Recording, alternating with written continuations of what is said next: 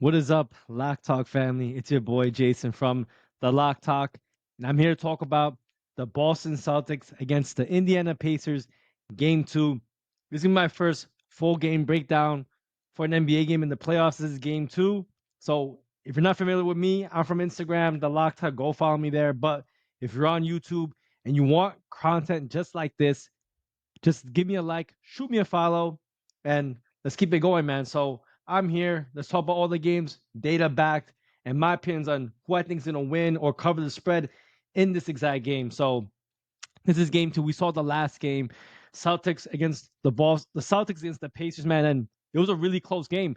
The Pacers came out and blew the brakes off them, to be honest, man. And if you're on my lives or you're familiar with my background, I did say on my live against for this game that I thought the Pacers would have come out strong, cover that game because Boston was out for multiple days. That Pacers series against the Knicks was super long. They're much more active, and a lot of times we've seen it. Teams that take long breaks, it actually affects them more than it helps them. So in this game, however, we're in game two. We're still in Boston, where the Celtics were one of the most winning teams, not covering the spread, but just winning straight up in the NBA, and they pulled it off. They had an overtime win, but the Pacers did cover game one. So now we have game two, and right here, if you look above on this screen, it's from a data app called Outlier. I will post the link if you want to sign up for a free week trial and a bunch of the other promos. It'll be in the pinned comment down below. But let's break down what I think on this game. So we look at the last game right here. They did cover a 9.5 point spread, and now this line is at 8.5 on most books. So we could take a look. If you want to bet Boston or the Pacers at the spread, it's at 8.5. Lines at 8.5, minus 105. Let's take a look at it, man. There's a lot of money all over the Pacers, man. They saw that game, and people are very confident in the Pacers' ability to maybe do much better in this spot. So we see 75% of the public bets and 69% of the public money is all on the Pacers at probably some at the 9, and now it's at 8.5. So the question is, can the Pacers maybe possibly win the game, or will they cover this game? Obviously, in the last game, you would probably think that given how the game went out, I mean, the Pacers probably should have won that game. They should have fouled. Jaylen Brown had that last second three to tie the game to take it into overtime. If you obviously bet the spread, you won no matter what. But I mean, for all those money line bettors, man, I feel bad for you. This is very concerning to me always, though. A lot of people bet with their eyes and not with the data. And with your eyes, you saw a game where the Pacers were very, very competitive and probably honestly should have won that game, covered outright, won outright. But right now, the public's all over them, man. If you look at Boston right now, not too many people are betting them. The line opened up, let's see, at 9, jumped to 8.5, went back down to 9, got as low or as high as 9.5. You see right here from the chart. And then now it's been sitting pretty steady at 8.5. I think it's gonna probably stay there. So key numbers in the NBA that you got to be like looking out for. Number one, 7.5, 7. Usually, if a team's up, maybe in the playoffs is a little bit different, but during the regular season, if a team's up by more than 7 and it comes maybe down to the last few seconds of the game, teams will give up. They won't shoot any more points. It's key if you're gonna cover a game, right? So let's say you got 6.5, the team's up by 7. There's maybe 20 seconds left. The other team may not foul. In the playoffs, it might be a little bit different. They may keep on fouling to the bitter end because you never really know. Every game, the win is so important, but it's past that key number of 7, 7.5, 8.5. I mean, you pretty much expect if you want Boston, if you think Boston's going to cover the spread, that they're going to cover it by double digits.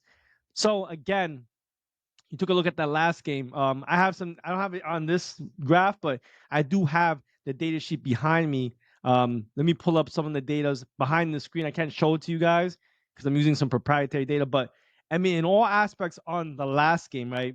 The Pacers were much better offensively and offensive efficiency and many other factors. They basically were beating the brakes off the Boston Celtics, especially in that first half. But like I said, the Boston Celtics were not playing for a long time, and they were on the bench watching, waiting for this game to come up. And, you know, now they're in the second game. They're back in the groove. And I think we saw a resurgence in the second half. And that's why the game came down to the wire. Boston Celtics kind of came out cold. And now, in the second game, I do think they probably have a better chance. So there are many ways to play this game, man. I mean, if you look at the last game, too, in terms of how the public betted, there was a lot of public money on the Pacers on that spread. 58% of the bets and 53% of the money were on the Pacers, and look what happened. I mean, they ended up covering, but this time around, I mean, we take a look, dude. I mean, just look at that. 75% of the public bets are on the Pacers. That's a little concerning. I'll be honest, man. I mean, the Pacers, they had to basically make everything work perfectly for them. They're better offensively, rebounding. I mean, they're basically beating the Celtics with their pace from start to the end of the first half. Then the second half came around and the Celtics, they did come back. In terms of injuries in this game, though, Porzingis is still out. Tillman's still out. Bennett Mathurin, he's out on the Pacer side. If we look at some of the player stats, the best performer on the Pacer side was Tyrese Halliburton with 25 points. I'm sorry, yeah, with 20-some points. But let me talk to you guys about the stats for this game real quick. Hold on, I'm gonna pull it up right here. Let me unshare this one and let me get to a new screen. Right here. All right, I'll use this screen right here. So we take a look at the stats, right? I mean, look at that field goal percentage, man. The Pacers shot a 54% rate. Celtics not as good. They got to the line a lot, which definitely helped them. And then in terms of 3-point percentage, both teams were pretty even.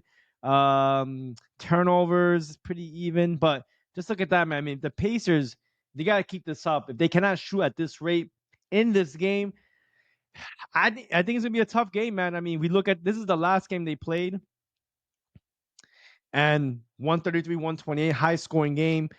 Again, I do think that the Celtics, they came out cold, man. They didn't play for a very, very long time. Now they come to back at home. I know the spread did move down with all that money going on the Pacers, but it makes sense, man. I mean, I don't think Vegas can really take, not moving the line in that aspect, but there's so much money, so much public money, especially on the Pacers.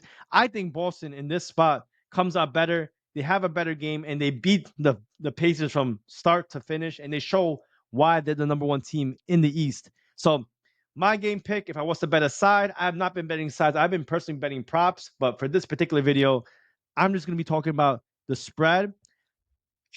I think it moved in our favor. I think the Celtics should have been 9-point favorites again, or even 9.5-point favorites again. I think Celtics are the much, much better team. I've said it before that the Pacers can match up well because they have that pace, they have that offensive efficiency. But I think this time the Boston Celtics, they got into their groove.